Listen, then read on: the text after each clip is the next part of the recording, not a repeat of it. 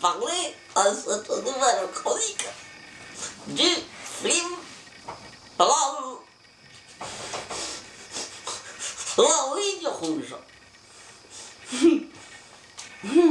À ne pas confondre avec le dernier métro de Wim Wenders. Dans ce film, nous allons suivre les aventures de Forrest Gump, qui, au travers d'une chronique, nous montrera l'univers tout entier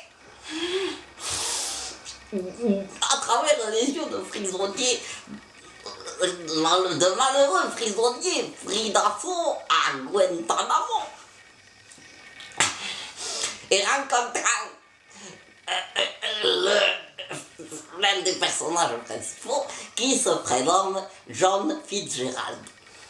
Donc, nous avons Forrest Gump, joué par l'excellent Martin Sheen, bien connu pour avoir joué le personnage du général Robert Lee dans Braveheart.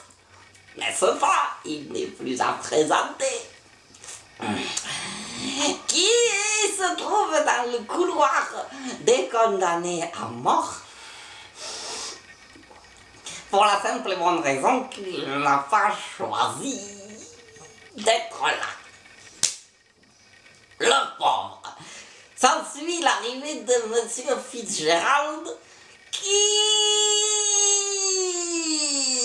débarque là un peu comme un poil sur ma soupe, vous voyez, de quoi vous parlez, quoi. Ok. Et il arrive là. Et du coup, ça crée des problèmes. Les prisonniers, ils peuvent plus faire glisser la savonnette. Et oui, c'est comme ça. Et ce film se termine par une exécution sommaire d'une sauvagerie sans précédent, telle que cela pourrait plaire aux organisateurs de Daesh connus pour sévir au Japon.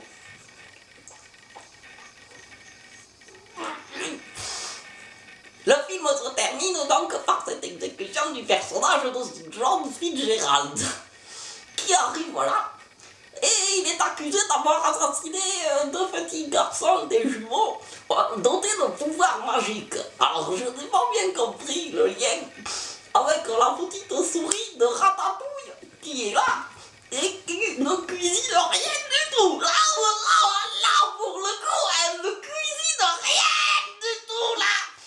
Alors que la Ratatouille, elle faisait des petits plats, elle cuisinait des trucs, quoi, merde. Elle a fait rien.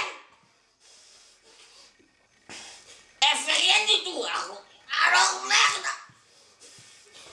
Oui. Ah ouais, je te fais écraser quand il y a plaf avec le pied comme ça, ouais, j'ai voté.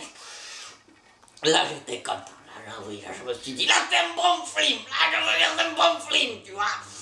Parce qu'il y a les bons films et il y a les mauvais films. Bon voilà, clairement, c'est un bon film.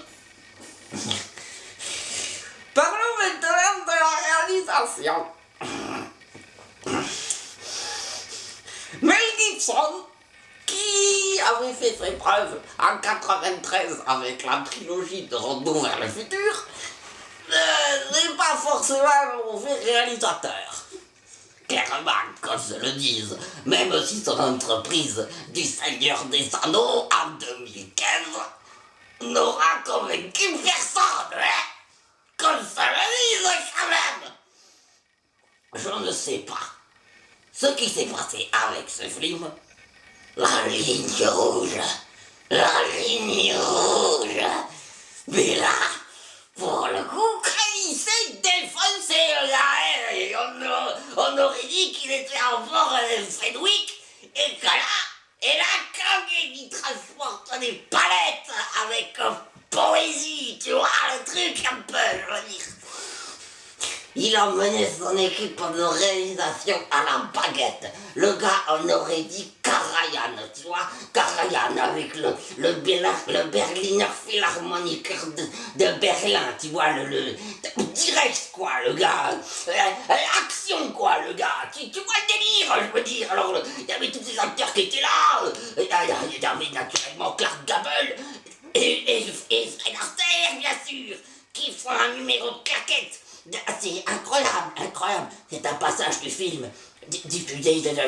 On voit Fred Astaire qui danse. C'est primordial, c'est le truc le plus important du film. Du film, tu vois le délire, quoi, je veux dire.